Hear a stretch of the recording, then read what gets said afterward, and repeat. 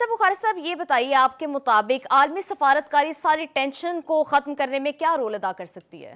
دیکھیں پہلی بات تو یہ ہے کہ اگر اس وقت عالمی کمیونٹی جو ہے وہ ایکٹیو ہو بھی جائے تو ہمارے پاس بہت لمیٹڈ آپشنز ہیں.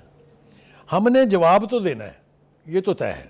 کان پک گئے، تحمل کیجئے، تحمل سے کام لیں، تحمل سے کام لیں کر سن کے. اب ہم نے ایکٹ کرنا ہے اور ہم ایکٹ کریں گے. ایک بات دیکھیے، بھارت نے جو حرکت کی ہے، ٹرمپ نے کیا کہا اس نے کہا یہ افسوسناک ہے، یہ شرمناک حرکت ہے بھارت کی طرف سے. چین کے پریزیڈنٹ نے کیا کہا کہ یہ افسوسناک حرکت ہے، یہ نہیں ہونا چاہیے تھا. لیکن کسی کی بھی بات کو مودی نے درخور اعتنا نہیں سمجھا. لہٰذا وہ اگر ان کا اثر قبول کرنے کے لیے تیار نہیں ہے تو ہمارے پاس بھی بہت لمیٹڈ آپشن، کیا کوئی بھی آپشن نہیں ہے سوائے اس کے کہ ہم ایکٹ کریں اور بدلہ لیں.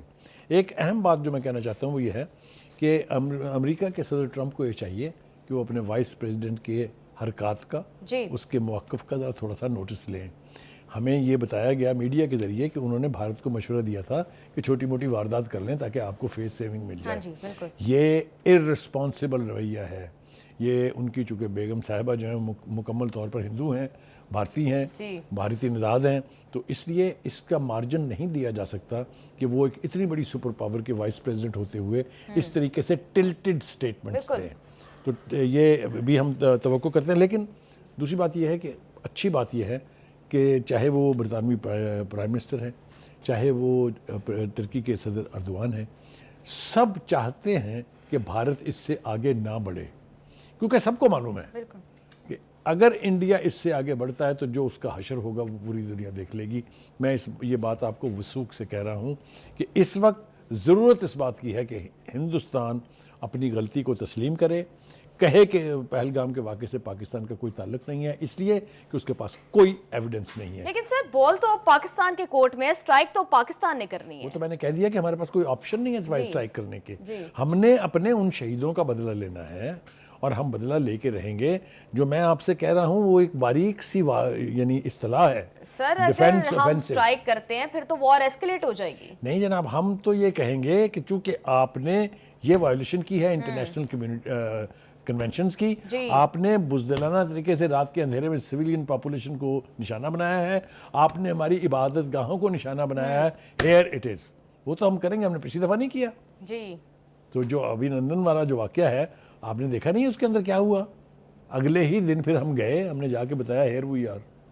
ہم نے ان کی 2 دفعہ آپ دوست کو کہا لے جاؤ اس کو گھر اٹھا کے لاش کو. کہنے کا مطلب یہ ہے we will take our turn, it is our right, nobody can stop us. بالکل. تو یہ صورتحال جو ہے یہ میرے خیال سے ہندوستان کی لیڈرشپ کو واہ واہ سمجھ آ رہی ہے. ان کا میڈیا نے چیخو پکار شروع کر دی ہے، اندر سے ہندوستان کے آوازیں اٹھ رہی ہیں. ہندوستان کی پولیٹیکل لیڈرشپ، ان کے جو فارمر گورنرز ہیں، ان کے جو تجزیہ کار ہیں، وہ مودی کو جس قسم کی یعنی جس قسم کے تانے، جس قسم کے مشورے دے رہے ہیں، شرم آنی چاہیے مودی کو بھی اور مودی کے انڈیا کو بھی. ہاں جی. اچھا بخاری صاحب، اس طرح تو پھر یہ معاملہ ٹھنڈا ہی نہیں ہوگا اور وار بہت حد تک فل فلیج وار لگ سکتی ہے. دیکھیے وہ ہے نا کہ بلبل نے آشیانہ چمن سے اٹھا لیا، اپنی بلا سے بوم بسے یا ہمارے.